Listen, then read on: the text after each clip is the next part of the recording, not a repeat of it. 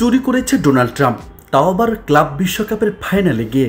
যুদ্ধ, শুল্ক আর নানা বিতর্ক যখন চারিদিকে চেপে ধরেছে এই প্রেসিডেন্টকে, এর মধ্যে এমন খবর বেশ আলোচনার জন্ম দিয়েছে। সদ্য শেষ হওয়া ক্লাব বিশ্বকাপের ফাইনালে পিএসজিকে হারিয়ে শিরোপা জিতেছে চেলসি। এই ফাইনালের মঞ্চে উপস্থিত ছিলেন মার্কিন প্রেসিডেন্ট ডোনাল্ড ট্রাম্প। টুর্নামেন্ট শেষ হলে তার বিরুদ্ধে মেডেল চুরির অভিযোগ ওঠে। গত রোববার নিউ জার্সির মেটলাইফ স্টেডিয়ামে পুরস্কার বিতরণ অনুষ্ঠানে চেলসির খেলোয়াড়দের চ্যাম্পিয়নের মেডেল পরিয়ে দেওয়ার সময় ট্রাম্পকে একটি মেডেল পকেটে ঢোকাতে দেখা যায়। অনেকের অভিযোগ, মেডেলটি চুরি করেছেন বিশ্বের সবচেয়ে ক্ষমতাধর এই প্রেসিডেন্ট। নিজ দেশে ক্লাব ফাইনালটা ভালো উপভোগ করেছেন ট্রাম্প। চেলসিকে পুরস্কার তুলে দিয়ে মঞ্চে থেকে গেছেন তিনি।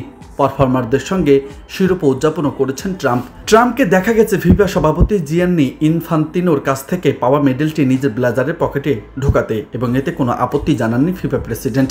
এর মাঝে ট্রাম্পের মেডেল পকেটে ঢোকানোর ভিডিও সামাজিক যোগাযোগ মাধ্যমে ছড়িয়ে পড়েছে, যা নিয়ে নেটিজেনদের মাঝে মিশ্র প্রতিক্রিয়া দেখা গেছে।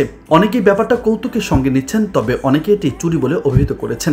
এদিকে এক প্রতিবেদনে দ্য অ্যাথলেটিক জানিয়েছে, প্রেসিডেন্ট ট্রাম্প কোনো চ্যাম্পিয়নশিপ মেডেল চুরি করেননি, বরং ফিফা মার্কিন প্রেসিডেন্টের জন্য আলাদাভাবে একটি মেডেল বানিয়েছিল।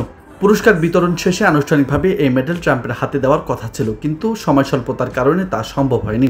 যে কারণে চেলসির অধিনায়ক রিসে জেমসকে ট্রাম্প মেডেল পরিয়ে দেওয়ার পর প্রেসিডেন্টের জন্য বানানো সেই মেডেলটি তুলে দেওয়া হয়। এরপরে ইনফান্তিনো চ্যাম্পিয়নদের হাতে ট্রফি তুলে দিতে ট্রাম্পকে অনুরোধ জানায়। তিনি যখন মেডেলটি পকেটে পুরছিলেন, সে সময়কার ভিডিওটি সামাজিক যোগাযোগ মাধ্যমে ছড়িয়ে পড়ে। নিউজ ডেস্ক, বার্তা 24।